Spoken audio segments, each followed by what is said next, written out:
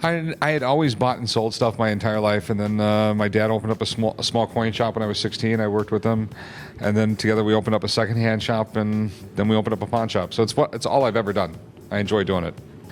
Oh, my first deals. God, that's a long time ago. That would be, I used to go around to like the swap meets and flea markets and used to look for silver spoons.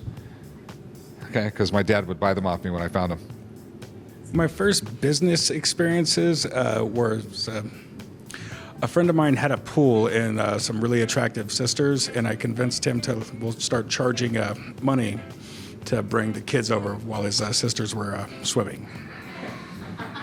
So I think I was like 8 or 9 years old when we started doing that. I think there's a lot of reasons for the show's success. First off, it's a game show. And the reason I call it a game show is because, like, first round, is it real? Second round, how much you're going to get? And bonus round, I call on an expert. So it's sort of that. A lot of people like the history lessons. There's a lot of different aspects to it. A lot of people like the family interaction. Kids love Chumlee.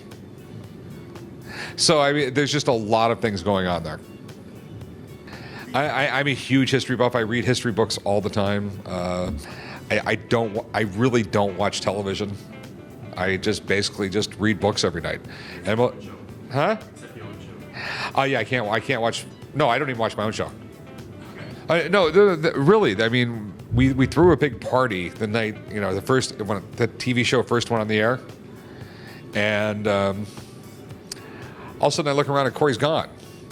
So I walk outside. So what are you doing? He goes, "Oh, the show sucks." I'm going, "Yeah, I know." It's weird to watch yourself on television. It's like listening.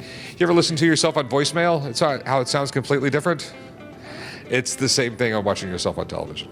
The most difficult part of my job is it's probably working with the old man, working with my grandfather. It's finding ways to keep him entertained. You know, it's the 21st century, and that entire shop is ran off computer systems. And he doesn't know how to use one. So he sorts silver coins all day, and then I have the guys pour them into a different bucket and hand them to him, and that's what he does all day.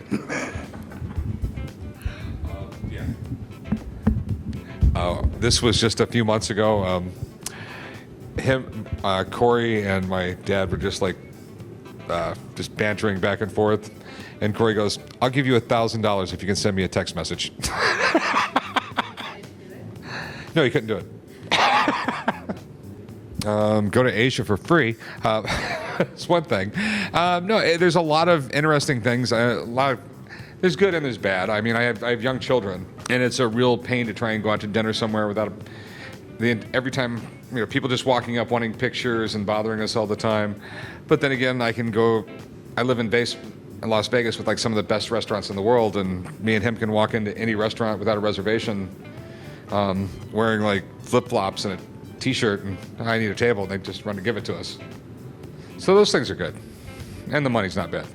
My life's pretty much stayed the same. I mean, you got to remember, I get up, I go to work at the same place with the same people.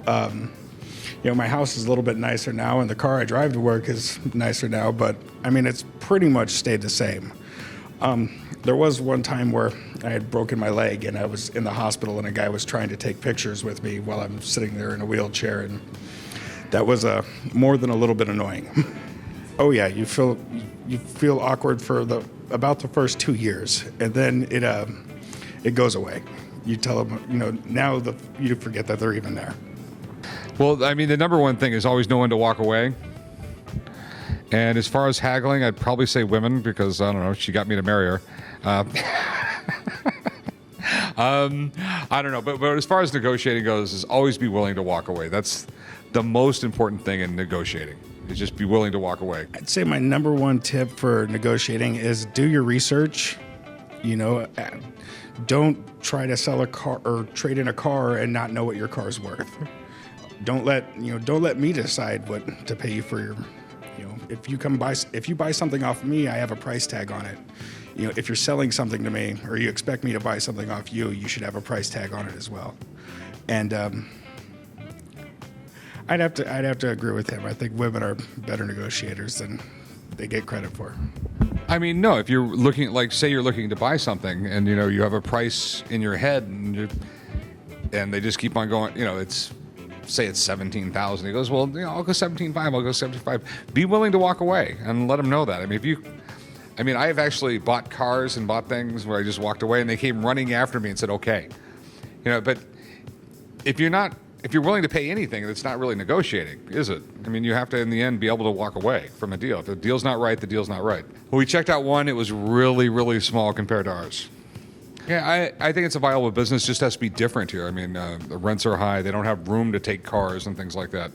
So, I mean, as long as they stick to jewelry and gold and things like that, I think it's all right. But as far as something like mine, it would be really difficult here because it would need a lot of storage. I have 10,000 square feet of storage in Las Vegas.